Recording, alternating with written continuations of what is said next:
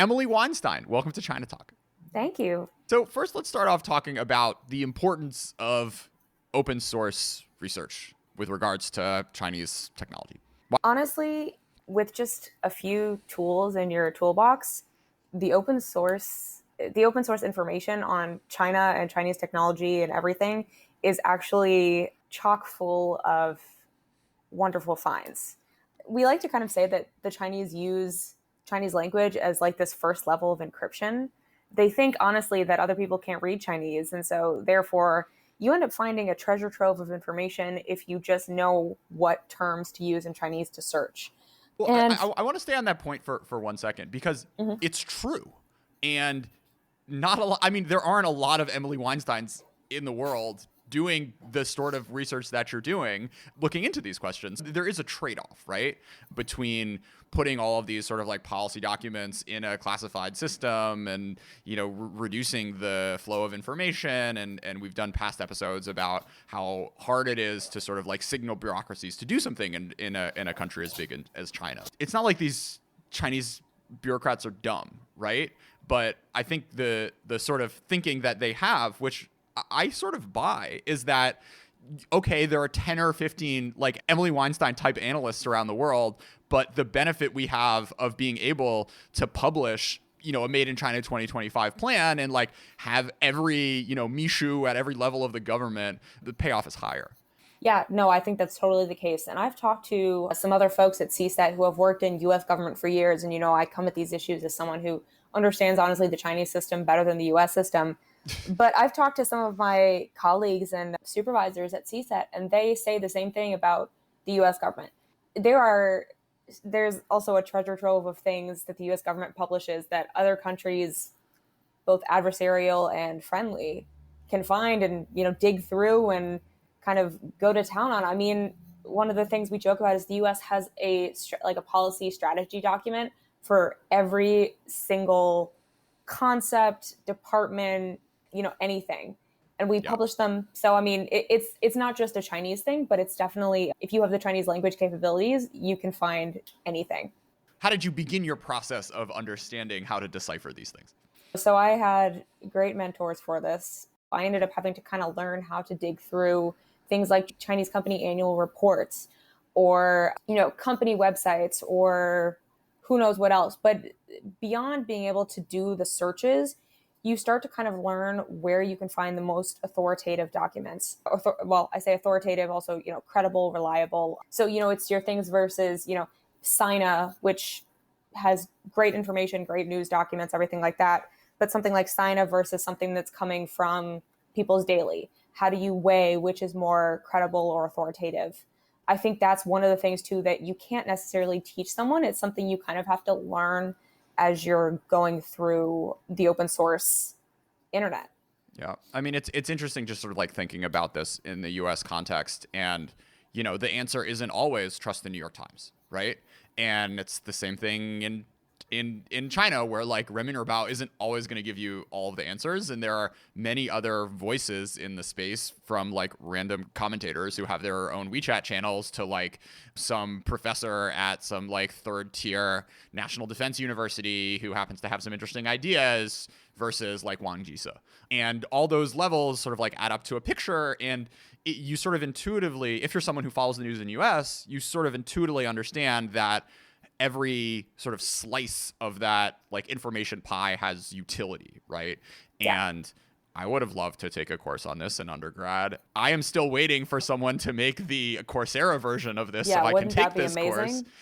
But, you know, in the meantime, it's really unfortunate. And it's like, it's interesting because I feel like I've sort of built up that muscle for US politics, at least, but it's taken me, you know, 10 years of obsessively reading about, you know, what all senior administration officials are saying off the record, and doing that in Mandarin, like in a language I'm pretty good at, but I will not pick up like the fluencies of the intonations in John Boehner's voice when he's talking about what he's thinking about the debt ceiling or whatever. And there are some things for which you were talking to about the policy documents, like where it's obvious enough, and there's so little reporting in the West that you don't need to have that level of nuance, right? But there are certain questions where you really do. Yeah. Well, and I will say too, we just had a great session by our translation head at CSET, Ben Murphy, who has worked in understanding the nuance of Chinese language for years. And he just did a whole session on how to understand Chinese media and looking at how do you, if you have an article from Global Times versus an article from People's Daily versus something from Xinhua, like how do you judge which is the most authoritative or credible source? And even if something is not authoritative or from the mouth of the Chinese Communist Party, the fact that everything is subject to propaganda departments or anything like that, there's that, like you said, the nuance there that, allows you to paint a bigger picture of what you're reading. But yeah, if someone, I would say, Ben Murphy, if you're listening, you should be the one to design a course. But it takes dedication and it takes a really strong understanding of the Chinese language, because I know, I'm sure you've seen, there are so many Chinese articles that start off with a Chengyu or have some very like prosaic title or something like that, that if you just go to Google Translate, you're gonna be like, I have no idea what this is saying. But someone who has studied the Chinese language is really like, oh, I see what they're hitting on. And, Chengyus have historical context and things like that. It's really like there are multiple layers. Coming back to the Google Translate thing, because I think this is sort of the dirty secret of non-native speakers, even who have pretty good Chinese, who do this sort of work, myself included, is that, these sorts of platforms are incredibly useful. The one I found recently, I asked them to advertise on the show and they said no, but whatever, I'll shout them out anyways. deepl.com, I've personally found to be fantastic. They also have this thing where they, as Emily takes out her pen, they have this way where you can upload PDFs and then they translate it, like they maintain the formatting. So like usually if you, so if you do Google Translate with documents, right, it just like spits out this piece of 12-point font, which is sort of hard to skim, right? Because like if you want to do a newspaper, the charts disappear or whatever. But maintaining the font sizes and everything makes it a lot easier to go through more documents. Yeah, more quickly. definitely. So shout out to DeepL and their machine learning team. I think they're doing a great job. But you talked about the limits of machine translated research, but what good can it bring folks who don't have super fluent Chinese? Yeah, no, I would say that over the past decade, Google Translate has become a much better resource for people trying to use it for understanding Chinese. I remember back in undergrad and even in high school when I was taking Chinese, every Chinese teacher, professor, anyone that I had would say, do not use Google Translate. And it even got to the point where a lot of the Chinese teachers and professors that I had were able to recognize if a student had used Google Translate, because Google Translate used very like specific terms and things, like it got caught up on specific things that professors were able to pick up on. So I will say it's been a few years since then, but Google Translate has gotten a lot Emily, smarter. Even like I remember 3 years ago when my Chinese was really bad, I wanted to say some like complicated thought on Pengyochen, and I Google translated it, and everyone's like, Jordan, what the fuck? And so now I just exactly. like, have me and my errors on Pengyochen, and whatever, people can correct me, it's fine. Yes. But no, you're totally right. Yeah, it has gotten a lot better, and I think Google actually used some crowdsourcing to help with that. I remember a few years back, I started getting requests from Google to be like, hey, you just translated this. Can you rate our translation? Can you fix it? Can you do things like that? Which is awesome. And, I am not necessarily the best person to help with some of that, but there were a few cases where I was like, oh, that's a little weird. Or, I think Google Translate is really picking up on some more colloquialisms in Chinese, which is fantastic. But yeah, like things like Chengyus, which are like these 4-character, very prosaic, literary, they're pretty much idioms. Google Translate has a hard time with those. Some of them it gets, the more common ones, but I've plugged some in and I'm like, I get responses that I'm like, that can't be right. And that's when you have to go to something like Pleco or something like MDBG Chinese Dictionary, which is one I've used for like a decade at this point. Those are usually the go-tos for understanding the more nuanced terms. Yeah. I mean, someone at some point is going to build the like super translator, which sort of has the nuance built in, and it doesn't do word for word, but it says like, it has click through links and you could pop it up and then it'll show you all the past speeches and, just give you like the machine learning, like China open source analysis brain with you. Yes. Which the market really is awesome. ripe for something like that. Well, I mean, we'll see how big the market is, but the market within the 20 analysts at CSET and yes, for us. Yeah, I guess growing number of folks in the IC who are worrying about this stuff, particularly as they're having to make the transition from mostly doing counterterrorism stuff, and you have all these folks who are very experienced but have spent their entire lives tracking down folks in rural Afghanistan. Having a sort of onboarding tool which allows them to do this open source research is going to be really important. Back in Beijing, Smart Air, a science-based social enterprise which produces affordable air filters, was a lifesaver, keeping my lungs safe in the dog days of 300 AQI after 300 AQI day. Back when I moved to New York, I figured I didn't have to worry about air quality anymore, but to my dismay, my phone kept getting alerts about 100 plus AQI days. At first, I was a little hesitant because some of Smart Air's old models aren't the sleekest, but they just launched this new Square air purifier, which is just as effective and quiet as the old standbys, but much more stylish. It sells for $200, but for a limited time, you can use the code CHINATALK to get 5% off. They have offices across Asia, including China and India. They also ship worldwide. I just got one sent to the US, and it is both prettier and more effective than the Wirecutter's recommended air filter, which is sold out on Amazon anyways. Perfect gift for your family to keep their lungs healthy.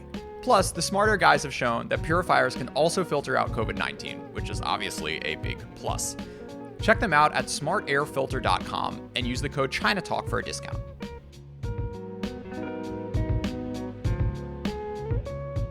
So coming back to the power of open source research, it seems to me that sort of the biggest proof of concept, I guess, over the past few years has been the ongoing revelations and exposure of what's the camps in Xinjiang. And you have had, like, the New York Times have these leaked documents, but most of what has come out has been public source stuff, which entrepreneurial people have just been going on, party websites and requests for literally building these camps, right? Which anyone can baidu around and look at. So what does that tell you about the utility of this method as a tool for understanding China?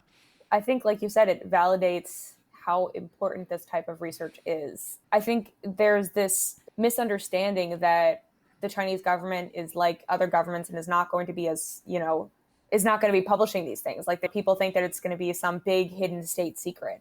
And I don't know if that has maybe caused people to not even want to start doing the research, or if, I don't know what the rationale was, but even just doing some quick searches. And again, like I said, as long as you know some really specific terms, and I mean, you don't have to be a China analyst to be able to go onto a dictionary and look up the term, like in the case of Xinjiang concentration camp, what do Chinese use for that?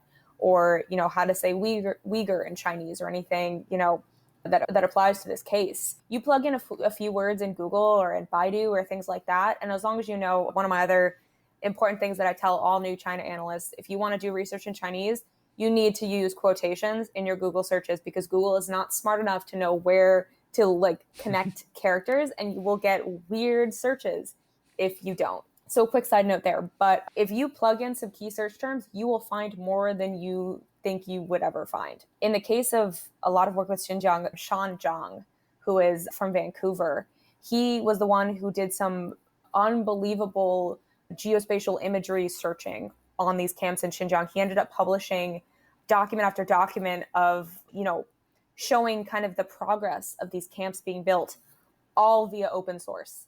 And I will say there's another skill to that, being able to do, geospatial imagery searching via Baidu Maps or Google Maps. And I am not as much of an expert in that as he is, but his work was unbelievable. And I will say too, shout out to Vicky at ASPE for the work that she's done on Xinjiang and the Uyghurs. The report Uyghurs for Sale, I helped her a little bit with that project, but most of the methodology I learned from her, and she goes out and she knows exactly what to look for.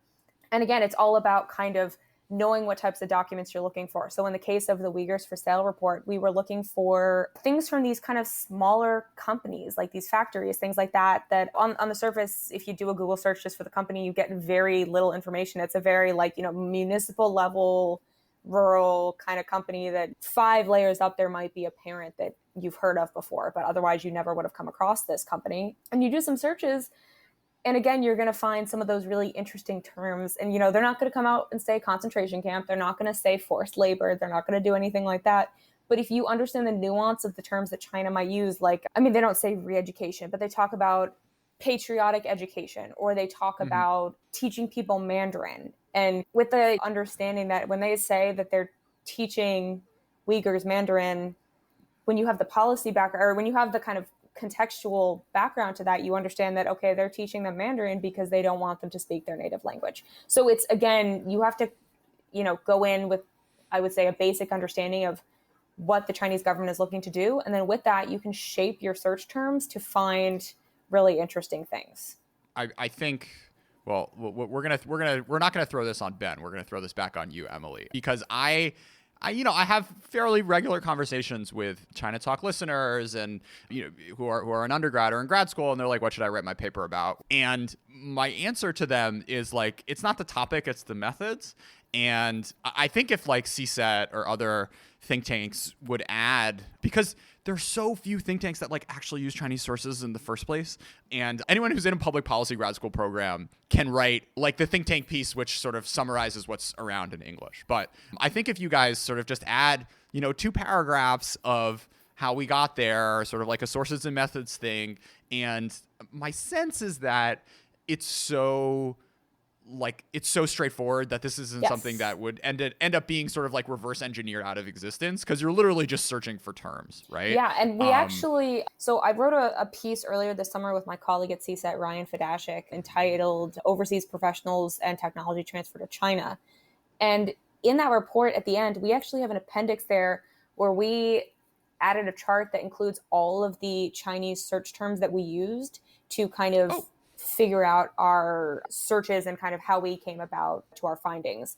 We did that, like you said, to make this so that people can go out and use our methodology and make it as replicable as possible.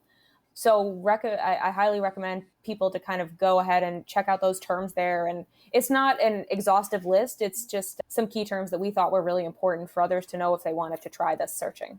Well, Emily, thank you for underhandedly calling me out for not getting to your appendix. Worries. But anyways, let's talk about the paper. So, Chinese talent strategy. What's the overall government approach?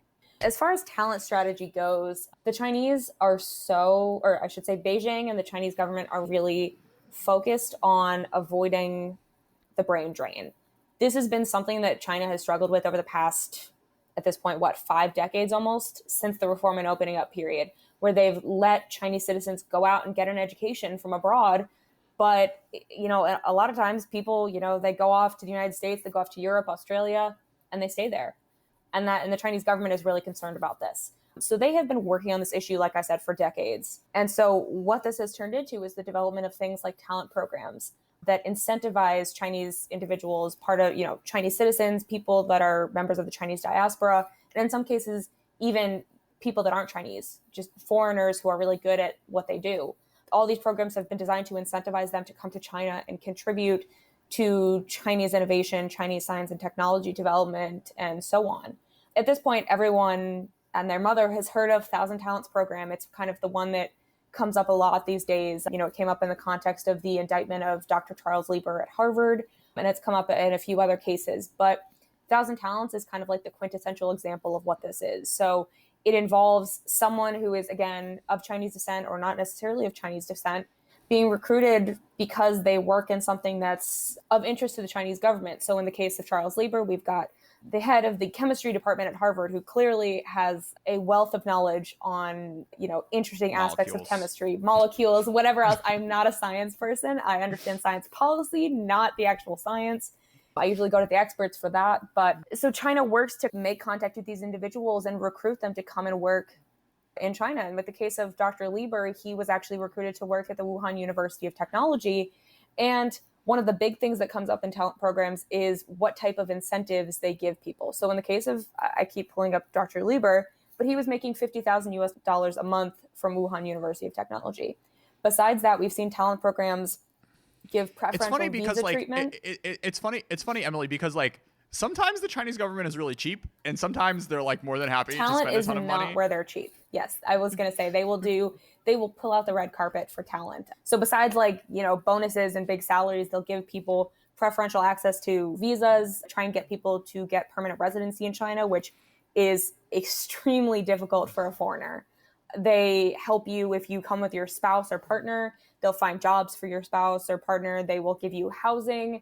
They will help you find schooling for your children. They do whatever they can to get you to come to China and feel comfortable and work at, this university that they want. First off, like, Emily, like, which program is like the primo one, and what's like the sort of knockoff, like, this is so lame, I don't even want to be considered for this talent program? So honestly, in the ones that I've come across, they all sound pretty great up front. Some of them require more work than others. So some of them are more like an award.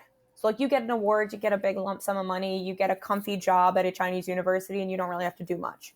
But there are others, like I like to throw out the Changjiang Scholars Program or the Yangtze River Scholars Program as one that requires a little bit more effort, because that program actually, besides, getting, you get funding for a lab, you get research associate, you get, whatever you want. But you also have to go out and try and recruit other Changjiang scholars. So it requires more work than some of the other kind of cushier lump sum awards that you get. And we've seen actually cases where, like, you can find actually in the talent program tracker that CSET just published on the Changjiang Scholars thing, it actually says in there explicitly in the application procedures that you need to be prepared to recruit others to participate. So yeah, little more work on the back end, I would say. Sure. There's an interpretation of this, which I think people skip over in the West, which is that here's a country that has a ton of people that is trying to improve its university system, which as of 15 years ago was a complete backwater.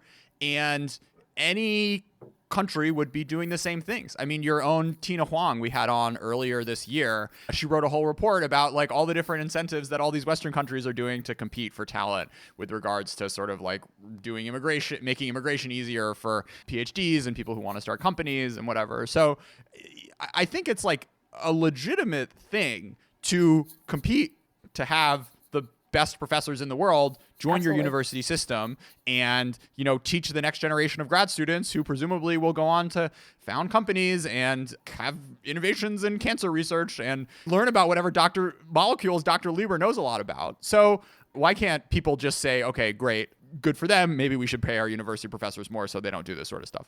Yeah.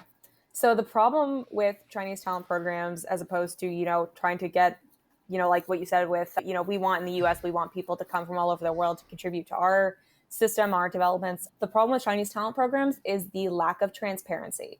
So the big issue that comes up in these, and if you look through the DOJ China initiative and some of the recent indictments, most of the people that participate in these talent programs, there's some element of obfuscating information. So in cases, for example, where we see people coming and applying for student visas or scholar visas like F&J visas, there have been a lot of cases of visa fraud where people aren't upfront with actually, who they work for. And in some cases, that's the Chinese military or something else. But those come up a lot in the context of talent programs. And we need to make sure that people are understanding those nuances and catching where there are possibly examples of visa fraud. But besides that, a lot of these talent programs will actually tell you not to tell whoever, your other employer is that you're doing this.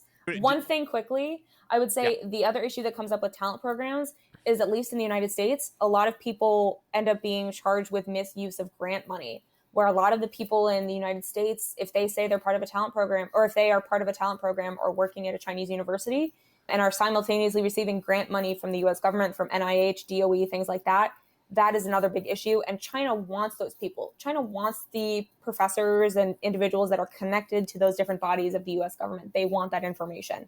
So that in itself is really problematic. I think your critiques are valid in the sense that, like, sure, there should be more transparency about these things. And, if someone's going to have a affiliation with a Chinese university, like, maybe they shouldn't get DARPA funding or whatever.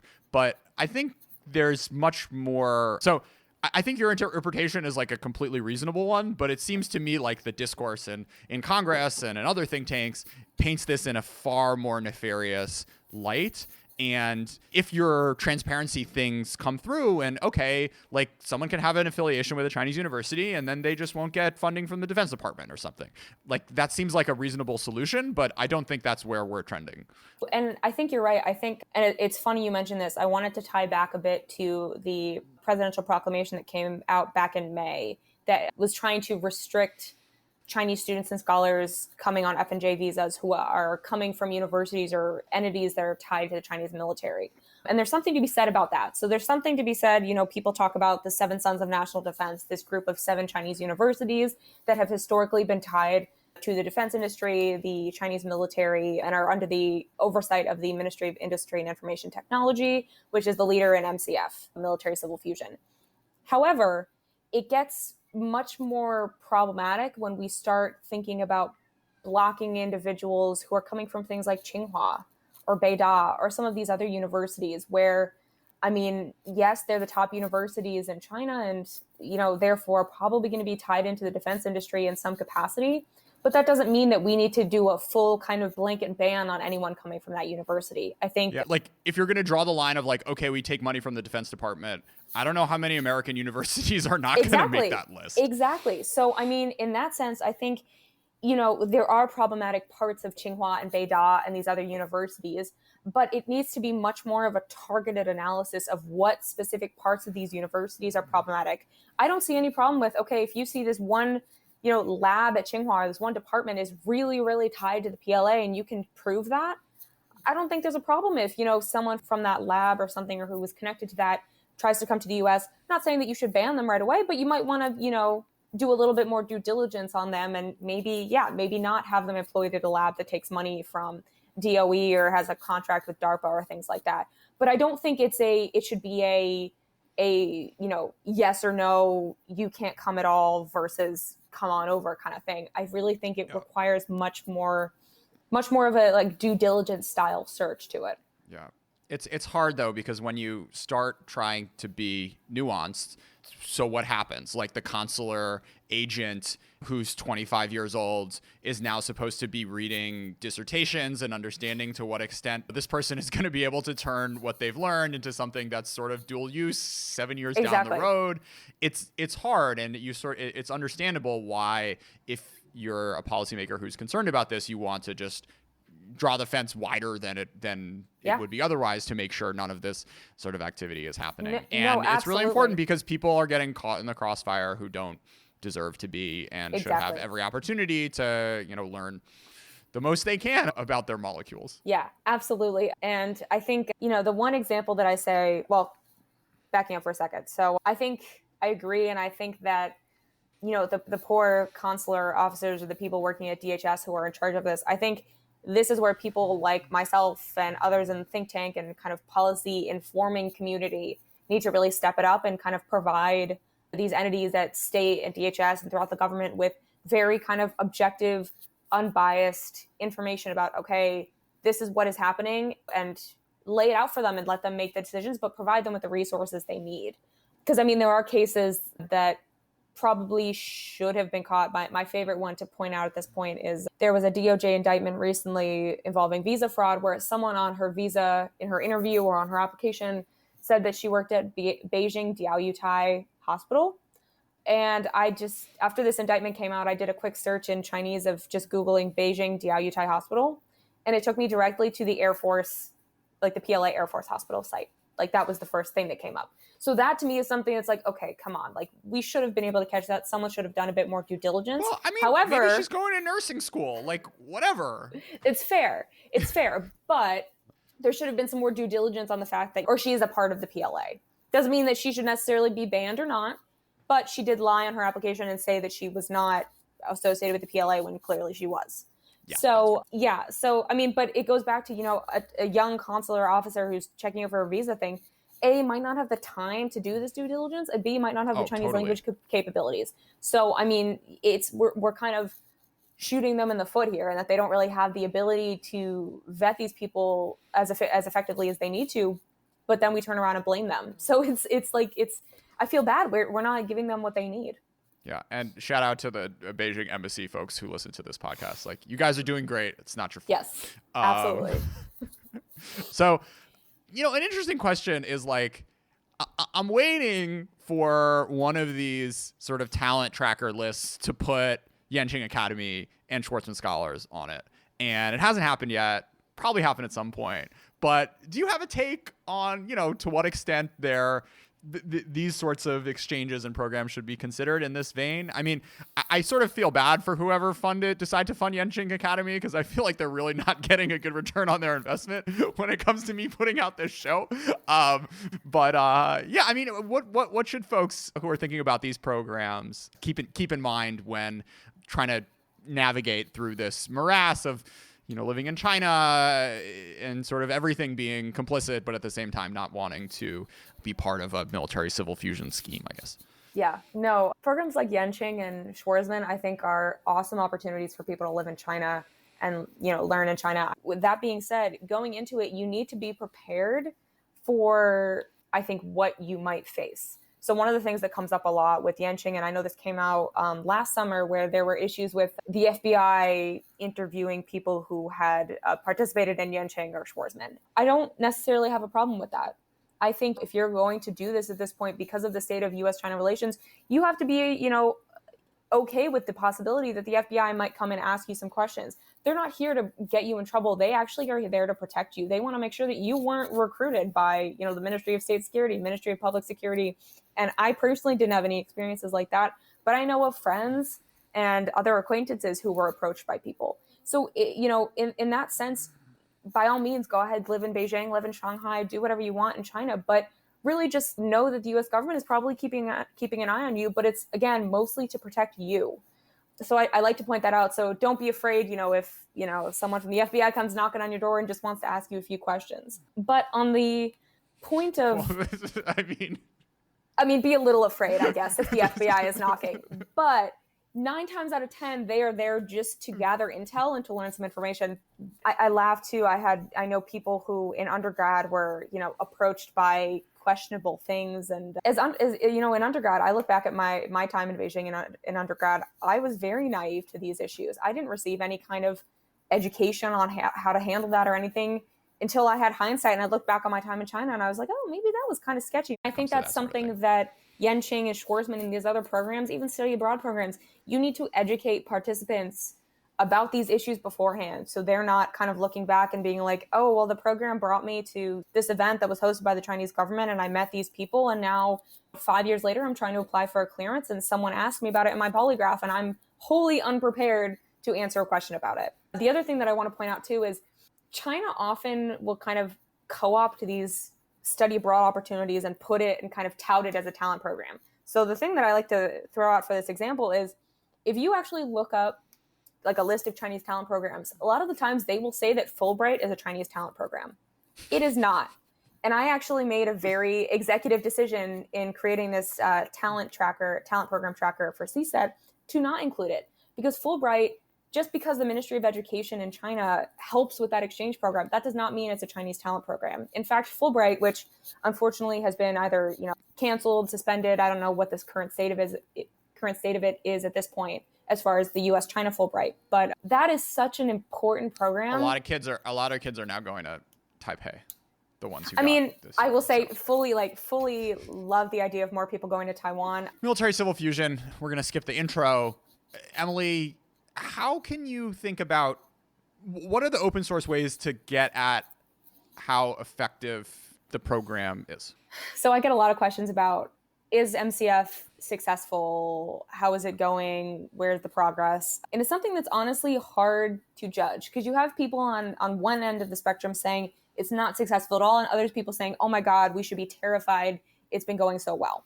I kind of sit somewhere in the middle of that, where I think, yes, it has improved. And we can hit on this from like a language perspective, or we can hit on this from like an actual substantive perspective. I'll hit on the language thing quickly. The terms that have been used for military civil fusion have evolved since this was started by, it's been around since Mao, but it was kind of leveled up during the Hu Jintao era. And now Xi Jinping has put it to the national level. But the term has shifted from military civil integration to military civil fusion.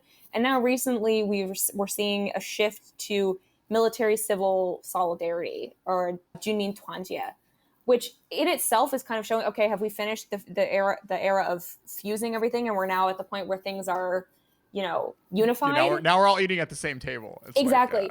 And we don't know if that's just like a Xi Jinping decided that 2020 or 2021 is going to be the time when we shift the term, or we don't know if this is a result of, so much attention being given to the term military civil fusion in the US that the Chinese have decided, okay, we need to change that term so it's not as noticeable, which is something we saw with Made in China 2025. We saw that term disappear. 1,000 Talents has kind of disappeared as well. So it could be a factor of either of those. To hit on the more substantive end of military civil fusion, I would say that there are a few examples that I like to tout as far as how successful it's been. In the area of space, we've seen over the past maybe 5-ish years the emergence of these startup-y style private, I say private with quotations because I have a hard time determining if anything is a private company in the context of China as we see it at the US. But we've seen the emergence of these kind of, like I said, startup-y small space companies that are really trying to be innovative, trying to be like SpaceX. They all love SpaceX. They talk about SpaceX all the time. And they actually, if you look at Chinese literature, they tout SpaceX as like this amazing example of American military civil fusion. So the kind of emergence of these companies that resemble or are trying to resemble SpaceX, to me, is something that they're looking at the US and being like, hey, they did that really well. Let's do that here. And obviously, I think that's taken a while. So seeing these companies actually come out, I know there are a few. They all have space in the name. Of course, I'm going to blank on. I know one of them is One Space. I think there's Blue Space. There are a few others. A lot of them have come out of. If they went all the way up to 10, but no one did like 10 space because we gotta like respect the Godfather. Exactly. But I would say actually the area where I see more of a problem with these space companies. So this is why I'm in the middle of this kind of success and failure spectrum. The fact that these companies exist is great. Well, great for China in the sense that they are really doing well on the military civil fusion space. However, these companies are not the same as like your startups in the US. A lot of these are tied to either big universities in China, like Tsinghua has one. A lot of things come out of your more traditional, like these Seven Sons universities. Beihang University does a lot on this. Northwestern Polytechnical University does a lot on this. But a lot of them come out of some of the big state-owned defense conglomerates like CASC and CASIC, who have been involved in the space industry for decades. So the fact that they're subsidiaries of things like CASC and CASIC makes me kind of question whether they are actually this new, innovative, startup-y kind of company, or if they're just kind of something on the surface, like a very aesthetic kind of, look, we can do something like SpaceX here, we're going to put this company out here, but it's not really going to do that much. Coming back to the like US comparison, plenty of space defense startups have DARPA money and, deal with the DIU and have this sort of funding. So I think the point at which people say, oh, this is really nefarious is like the part in whatever law where it says like any private company has to help us. And, having space startups like should not surprise anyone. And the fact that a government is sponsoring those is also like completely normal behavior for a very large power, right? But where we see the difference is the actual substantive products that are being put out. These Chinese companies now, it's been a little while since I've looked at them, but a lot of them were kind of talking a lot about, we have these great ideas for products, we have these great things, but there wasn't a lot of actual substance to what they were talking about. That's not the case with all of them, but it could just also be because they're so new. But I think we need to keep an eye on those to see if they're just, for example, selling a really new and innovative version of something that CASC was already making. To me, then that's not something new and innovative, really. That's just the Chinese government trying to change perception of something like CASC and CASIC, which at least in the US, people now recognize as pretty problematic. I mean, the frame is not just like, oh, we want to impress these Americans, right? Oh, no, it's not also at all. Like, it's also like we want to impress the engineer who may end up wanting to just go to the US and work at SpaceX, right? Absolutely. So to like make to put a sheen on these companies as like, oh yeah, they're still private sector, like you can still dress down and like you don't have to like report to like a 57-year-old like fat guy who smokes, who has been in the party for his entire life and doesn't know anything about rocket ships. There's an aspect of that too, I'm sure, which I've read a little bit in Chinese media. It ties really, well back to the talent recruitment and this brain drain idea, where China is trying to step away from their very traditional state-owned enterprise, big defense conglomerate companies that are less shiny, like you said, and trying to create these things that look like SpaceX or that look like these really innovative companies around the world so that they're able to keep talent from wanting to go and work elsewhere. Because a lot of young Chinese scientists and scholars are trying to look for those types of opportunities. They don't want to work for CASC or CASIC and, a lab that's 30 years old in the basement somewhere. Like they want something that's new and shiny and fun. And so I think there's a bit of that as well. In this conversation, this is also sort of where we hit the limits of open source research, because I mean, presumably if DIA is doing anything, it's trying to understand, how good these missiles are and like where the tech is coming from, right? And this is something where, you can only go so far without, being inside people's systems. Yes, I will say though, and I brought this up earlier, but make sure if people are interested in this, make sure you're reading annual reports of companies, because I've been able to find, I think this was covered actually last year, or I'm sorry, I'm losing track. Earlier this year, I published a report with my old colleagues at Point Bellow and at Project 2049 on China's space and counter space capabilities. And we were able to actually locate like some of these companies in their annual reports specifically mentioned that they sold a piece of technology or did work with this unit of the PLA. And I don't know if people are aware of what an MUCD is, the military unit cover designations, but they're this set of 6 numbers that designate, it's a code to be like, okay, I work in this unit in this part of the PLA or whatever. And there's, again, I put Mark Stokes gets all the credit on MUCDs and some of his friends. He is the king of understanding those, but they label these in annual reports to the level of the MUCD. So if you're interested in learning more about are these people selling to the PLA, open source, you can find that in annual reports. Yeah. I also want to shout out Corey Fitz's newsletter, Tycho Nautica, which is TAIKONAUTICA.substack.com, who's been writing great stuff about the Chinese space industry and will be coming on this podcast sooner rather than later. So what else doesn't the West understand about MCF? So one idea that I think is still gaining traction is this idea that military civil fusion, there's a big emphasis on, okay, China calls it Junmin Ronghe. The Jun, the military is first, and that's the priority. So everything is being funneled into the military.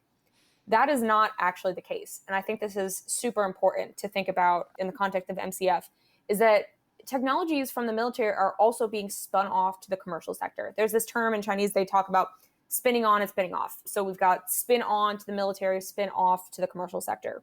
And we're seeing this a lot. It's not necessarily the case where it's like, okay, something didn't work out for the military, so we're just going to throw it to the commercial sector so we don't lose it. That is the case in some of the spinning off.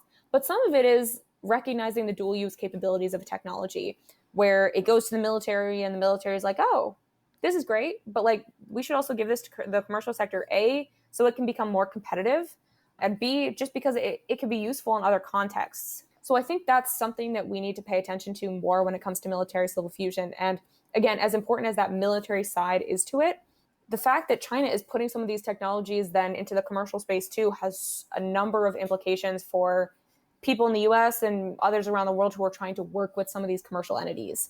Because, God forbid you end up working with a company that is getting technology or information funneled straight to it from the PLA. No one wants to find themselves in that position. Also, this new idea that's been coming out of this current administration in the US is this idea that anything, because military civil fusion is so successful at blurring the lines between what is military and what's civilian, that everything in China is dangerous. Everything is tied to military civil fusion. Everything, we can't do, they make it seem very black and white, and it's not. And, I do agree with the point that military civil fusion is very well intertwined throughout the Chinese economy and everything like that. But I don't necessarily think that it's a yes or no kind of thing. I think it's more of a spectrum, and that if we want to work with certain Chinese entities, we need to have a better risk assessment or risk indicators laid out as far as who to collaborate with, who to work with. Because there are things that are more on the low risk end that I think we need to continue collaboration on. For example, one of the things that I like to throw out is in artificial intelligence, China has done some amazing work integrating AI into their medical imaging software. And this has come up in the context of COVID. And to me, I'm like, that's fantastic. We need some of that. We need to help doctors make diagnoses more efficient and more effective and things like that. But, AI is, yeah. Yeah, it was funny because like I remember I read that report of yours and I was just thinking like AI is not the reason why China doesn't have COVID right now. And AI is not going to be the reason why America doesn't have COVID in 6 months. Yep. So it's interesting because like there were all these cool little applications you highlighted, all of which are sort of like completely benign. Well, it's not just benign, but just like beside the point. I mean, the country shut down. No one left their house for 2 months. And then the virus basically goes away. Yep. It's like, okay. Yeah. I don't know. We're in New York City right now and the schools are closed and I can walk around my corner and still see people sitting within 3 feet of each other. And it pisses me off in a restaurant where everyone's drunk and screaming. So. Yep. Yeah. No. And that's why it's also fun to take, you have to make sure you're taking into account the context of these stories that come out of the Chinese government, where, in this case, I was doing a review of a report that came out of a Ministry of Industry and Information Technology think tank. So you have to kind of step back and be like, okay, they're not going to actually talk about some of the bigger, more controversial issues. They're going to tout things that they think are like, on the more benign side, that they think, oh, look at how awesome this is. One of the examples was they were using little robots to like deliver food to people in hospitals. Like, that's great. But like that, did we really need that during COVID? I mean, no, it's helpful, but not really. So yeah, I think, that's a side note, but I think you're right in that China likes to, throw out these great examples, but we have to make sure that we're not over praising them for these.